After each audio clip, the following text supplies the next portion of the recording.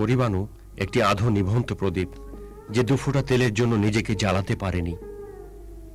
ওর কাজল দিঘির মতো চোখে সারা বছরই বন্যার ঢল বয়ে যায়, ছল ছল চোখ খুঁজে ফিরে একটি নিরাপদ আশ্রয়। পরিবাণুর সহজ সরল হাসিতে পাপ পুণ্য মিলেমিশে গেছে।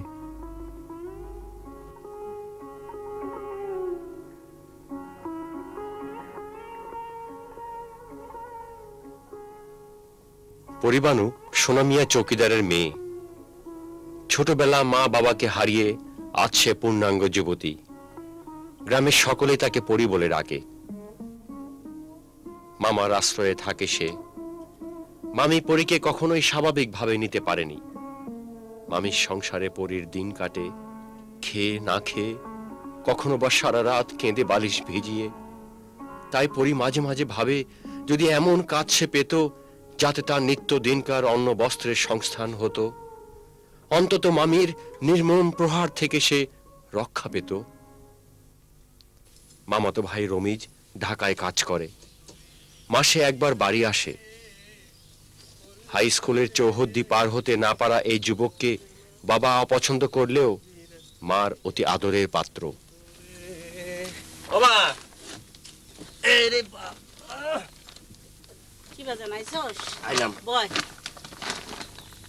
কেমন আছো?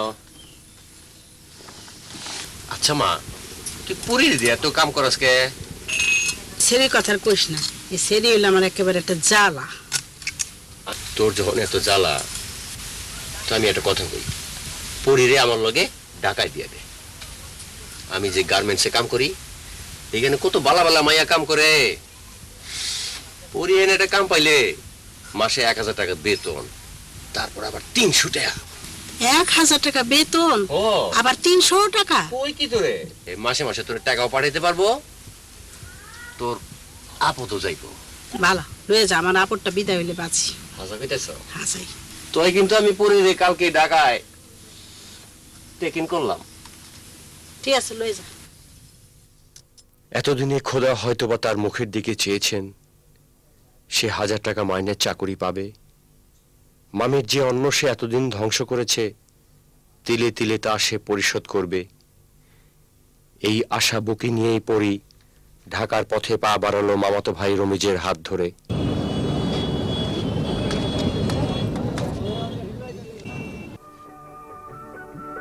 আরে আমার লগে লগে আয়, দেখিস আমারে ভাইবা আবার অন্য কোনো বেড়ে হাত ধরে বইস না, বুঝছস? এটা ডাসর।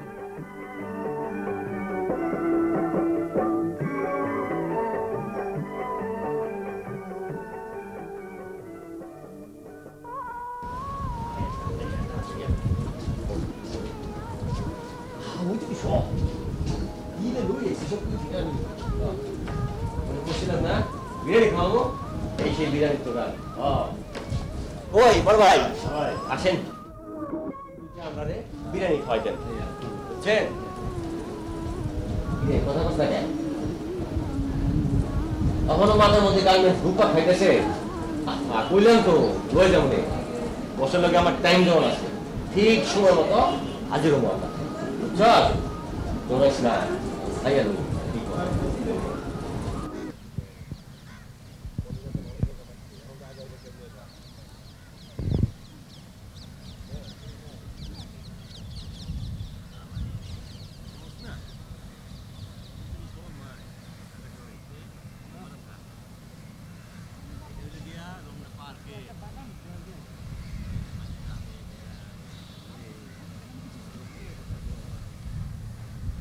বাদাম খা, বাদাম খা। ভাইজান কইছিলাম কি, গার্মেন্টসে কি বেড়ারাও কাম করে? কে? না মাইনে আমার শরম লাগে।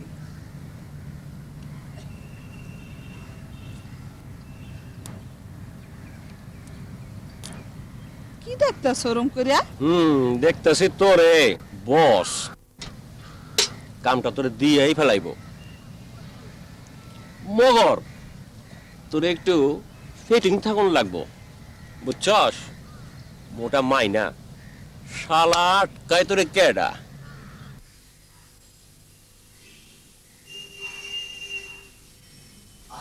이리 অফিস আয় ওই হাসপাতাল সাহেব আছে রে খান দেখে আসি হ্যাঁ দেখ তাড়াতাড়ি দেখ আরে এদিকে আওস না এদিকে আপোস না এটা আমার আমার এটা কি দিছে দেখ দেখি এত করে সাজাই রইলেন হ্যাঁ ঠিক আছে হ্যাঁ আজকে সন্ধ্যার মধ্যে চাই স্যার, হ্যাঁ হ্যাঁ আচ্ছা আচ্ছা আচ্ছা সন্ধ্যা ঠিক আছে পরে কথা হবে স্যার আরে রমিজ এসো এসো বসো আনসি একখান স্যার ফ্রেশ কি নাম তোমার? আমার নাম পরিবর্ণ ওয়ান্ডারফুল। মান্ডা ফুল না স্যার, জবা ফুল তো। হোয়াট? বস আন করা ফ্রেশ আমদানি একটু টাইম লাগবে ভাইজান, বেড়ার সাউনি আমার ভাল লাগতেছে না। আমার জানি কেউ ডট করতেছে। Oh, Ramiz. She's very shy. বস ঘাবড়াইয়েন না এক রাইতে পড়লে সব ঠিক হয়ে যাবে গা। আরে আপনার ট্রেনিং এর একটা বেলু আছে না এক রাইতে মানে এখানে কি রাইতেও কাম হয় না?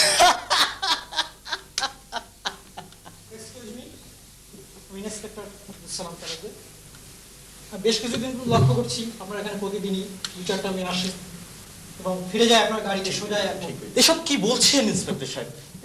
এরা তো আমার স্টাফ, আমার এই গার্মেন্টসের স্টাফ। দেখুন মিস্টার রাজু আপনার সম্পর্কে সব তথ্যই আমার কাছে রয়েছে সেলফি স্যার, আসছি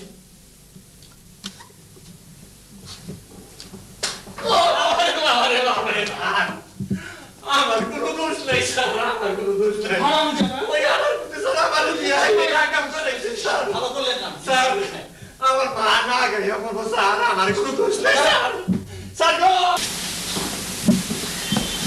হ্যাঁ মাতারে, কি হইব? আমার কি হইব? আমি পড়ি, আমার কেউ নাই, আমার কোনো কাম নাই, আমার পেটে ক্ষুধা, আমার খাওয়ার নাই, কোথায় যাবো আমি? ম্যাডমিয়া yes sir. She is innocent আমি টোটালটাকে ফলো করেছি তাকে বোন তুমি মানুষ চিনতে ভুল করেছো গ্রামে ফিরে যাও এটা রাখো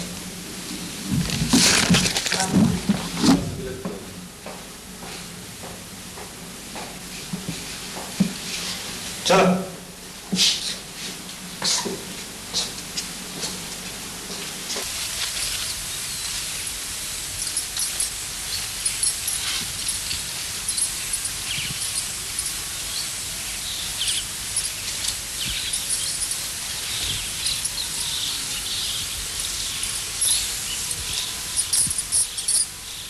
আরে পড়ি না পড়ি পড়ি খাড়া খাড়া শুন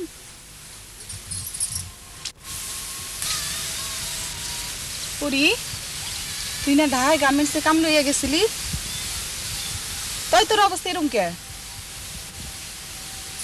মুখ দেখে মনে হয় বিয়ান থেকে কিছু খাস নাই ল যাই আমার বাড়ি যাই ইসা মাছ আর ডাটার তরকারি আছে নিজের ক্ষেতের ডাটা কি ক্ষেত বানাইছি দেখছস এখন তো 1200 টাকা কামাইছি ল যাই ল আমার বাড়ি যাই ল হায়রে টেহা, তোর লাগিয়া আমি ঘর ছাড়া হইছিলাম। নিজের ভাই আমার সর্বনাশ করতে পারে আমি ভাবতেও পারি না। হায়রে টেহা, তোর জন্যই ভাতের আর ফিন্দনের কষ্ট।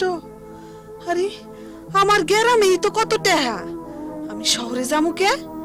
আমার গতরে শক্তি আছে, সাফিয়ার মতন কাম কইরা আমিও টেহা কামামু, পেট ভইরা ভাত খামু, বালা বালা কাপড় ফিন্দুম। আমি আর ডাহা যামু না, আমি আর ডাহা যামু না।